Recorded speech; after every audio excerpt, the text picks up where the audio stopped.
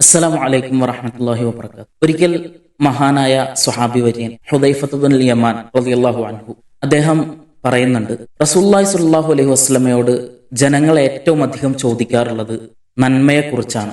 പക്ഷെ ഞാൻ ചോദിക്കാറുള്ളത് തിന്മയെക്കുറിച്ചാണ്. കാരണം അതിൽ നിന്ന് അകന്നു നിൽക്കുന്നതിന് വേണ്ടിയാണ്. ഒരു കവി പാടുന്നുണ്ട്, ഖല്ലിദ് ദുനൂബ സ്വഗീറഹ വ കബീറഹ ഫഹുവ തുഖ. നിങ്ങൾ വലുതും ചെറുതുമായ എല്ലാ പാപങ്ങളിൽ നിന്നും അകന്നു നിൽക്കുക, അതാണ് സൂക്ഷ്മത എന്ന് പറയുന്നത്. പിന്നീട് അദ്ദേഹം സൂചിപ്പിക്കുകയാണ്, വസ്ന കമാഷിൻ ഫൗഖ അർളി ഷൗഖി യഹ്ദറു മാ യറ.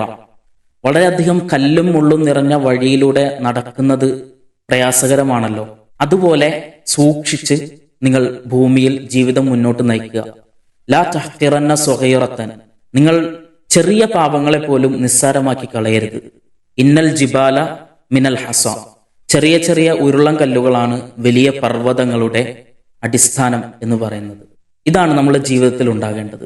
സൂക്ഷ്മതയോടുകൂടി ജീവിക്കുക, വളരെയധികം സൂക്ഷിച്ച് നമ്മളെ ഏൽപ്പിക്കപ്പെട്ട ഉത്തരവാദിത്തമായ കുടുംബം ഉൾപ്പെടെയുള്ള ജീവിതത്തിന്റെ എല്ലാ മേഖലകളിലും സൂക്ഷ്മത പാലിച്ച് മുന്നോട്ട് നീങ്ങുക. അല്ലാഹു സുബ്ഹാനഹു വ തആല നമ്മളെ അനുഗ്രഹിക്കുമാറാകട്ടെ.